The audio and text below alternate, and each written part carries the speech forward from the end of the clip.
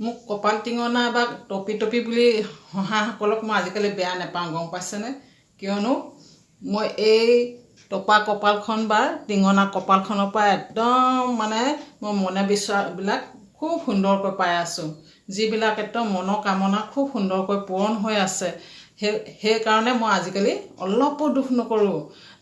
আগতে লাগিছিল, গাভৰুতে যেতিয়া কৈছিলে কপাল টিঙনা টপি এই বুলি কৈছিল, তেতিয়া বৰ লাজো লাগিছিল, দুখো লাগিছিল।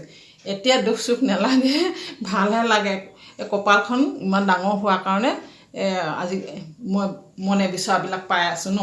ভগৱানে ইয়াত মোক খুব সুন্দৰকৈ ভাল ভাল কথা লিখি থৈ গৈছে। তো মনৰ বাঞ্ছা পূৰ্ণ হ'ব বুলি লিখি থৈ গৈছে, লিখি দিলে। সেইটো কাৰণে মোৰ আজিকালি অলপো দুখ নালাগে। আৰু হাঁহিলেও মই একো পাত্তা নিদিওঁ। তহঁতি কি বুজিবি, মোৰ কপাল ডাঙৰ, এই কপাল নহয় চোতালখন, কিমান কি লিখা আছে, তহঁতি কি বুজিবি? মোক হাঁহিলেও হাঁহ, তহঁতিতো নুবুজ মোৰ কপালৰ মূল্য।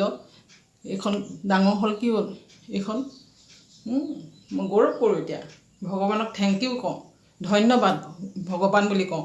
মোৰ এইখনত বহুত কিবা কিবি ধুনীয়াকৈ লিখি পঠিয়ালা, যিখিনি মই এতিয়া পাই আছোঁ।